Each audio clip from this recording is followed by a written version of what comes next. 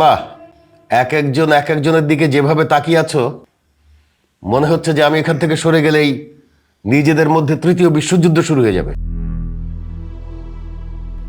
তোমাদেরকে আমি গ্রামে কেন ডেকে এনেছি তোমরা কি জানো? না ভাইজান। না ভাইজান। সম্পত্তির ভাগ বাটোয়ারা করার জন্য। আলহামদুলিল্লাহ। খাওয়া শুরু করো, খাওয়ার পরে বাকি কথা বলবো। এই দাঁড়া, এই চেক কর। আপনি দাঁড়ায় আছেন কেন?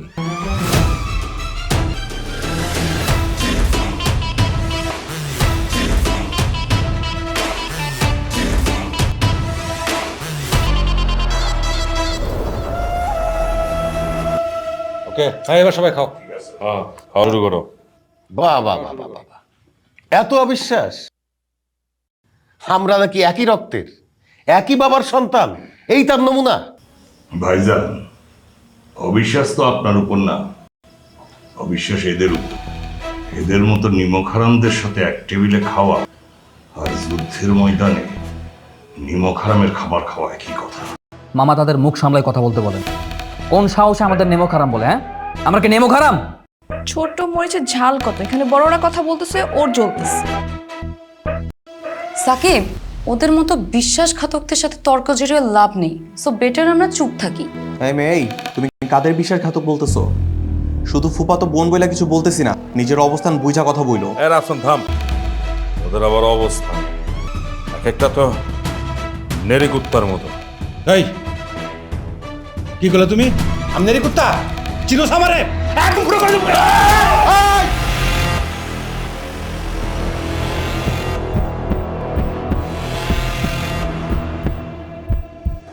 Ananya!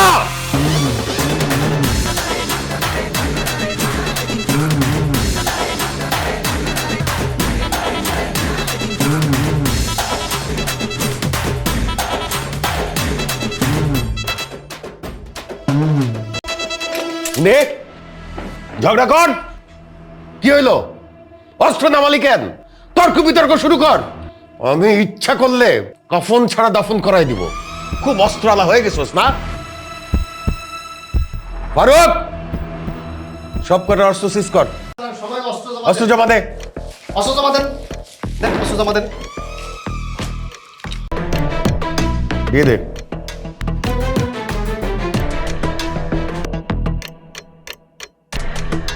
This is my last and final warning. এরপরে আমি যদি তোমাদেরকে এইভাবে লড়াই করতে দেখি, সেই দিন তোমাদের শেষ দিন হবে। যে কোনো রকম ঝামেলা করবে তার কপালে খুবই খারাপই আছে, এবং এই জমির একটা ছটা গোছে পাবে না।